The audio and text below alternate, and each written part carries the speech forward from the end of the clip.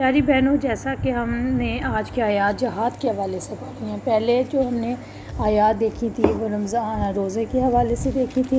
اس کے بعد ہم نے دیکھا تھا کہ کون سی چیزیں حلال ہیں، کون سی حرام ہیں، چاند کے بارے میں، حج کے اوقات کے بارے میں، اس کے بارے میں وہ ہم نے دیکھا تھا.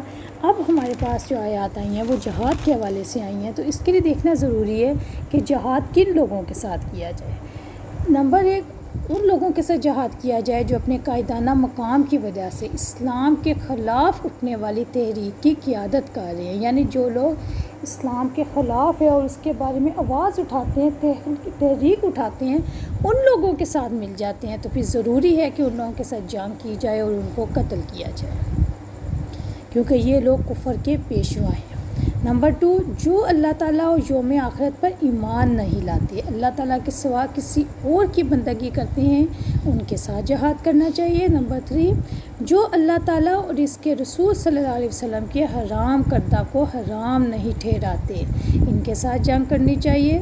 نمبر 4، جو سچے دین کو نہیں اپناتے، ان کے ساتھ جنگ کریں. نمبر 5، اللہ تعالیٰ کے قانون کو چھوڑ کر کسی اور کے قانون پر چلنا شروع کر دیں، تو ان کے لیے بھی ہمارے لیے لازم ہے کہ ہم ان کے ساتھ بھی جنگ کریں.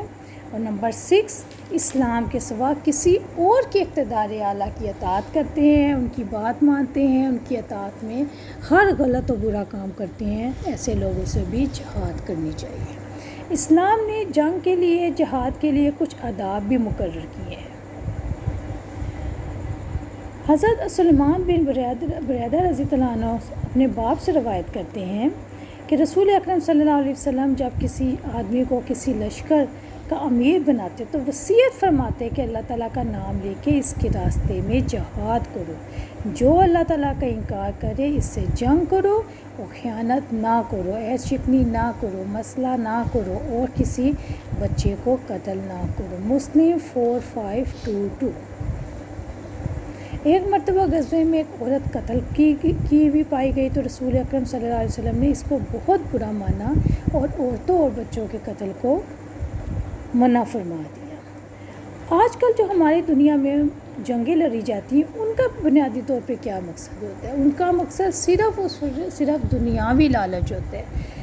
یہاں پہ دنیا میں جو جنگیں لڑی جاتی ہیں یا تو وہ خاندانی عزت کے لیے لڑی جاتی ہیں، یا زمین میں اپنی برتری قائم کرنے کے لیے لڑی جاتی ہیں، یا دولت کے حصول کے لیے لڑی جاتی ہیں، یا منڈیوں اور خام اشیاء پہ، لوگوں کی چیزوں پہ، گڈس پر قبضہ کرنے کے لیے لڑی جاتی ہیں، دوسرے ملکوں پہ قبضہ کرنے کے لیے، تاکہ ہمارا نام ہو جائے اور ہم اس علاقے کے حاکم بن جائے اور وہاں کی سب دولت اور سب چیزیں لوٹ لیں.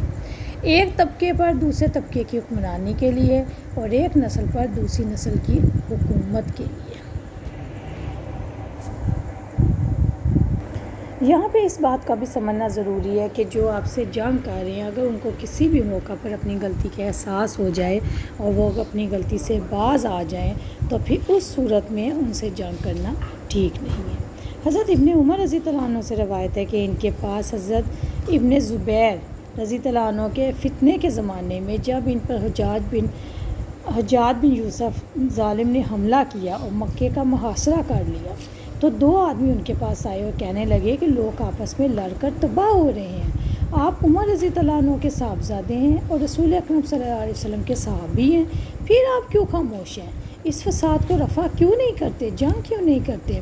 حضرت عمر رضی اللہ عنہ نے فرمایا کہ میری خاموشی کی وجہ صرف یہ ہے کہ اللہ تعالیٰ نے میرے کسی بھی مسلمان بھائی کا خون مجھ پر حرام قرار دے دیا.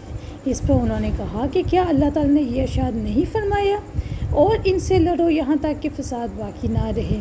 تو حضرت ابن عمر رضی اللہ عنہ نے فرمایا ہم قرآن کے حکم کے مطابق لڑے ہیں یہاں تک کہ فتنہ یعنی شرک باقی نہیں رہا اور دین خالص اللہ تعالیٰ کے لیے ہو. تو کیا پتہ چلا کہ ہماری ہر جنگ اللہ تعالیٰ کے دین کے لیے ہونی چاہیے.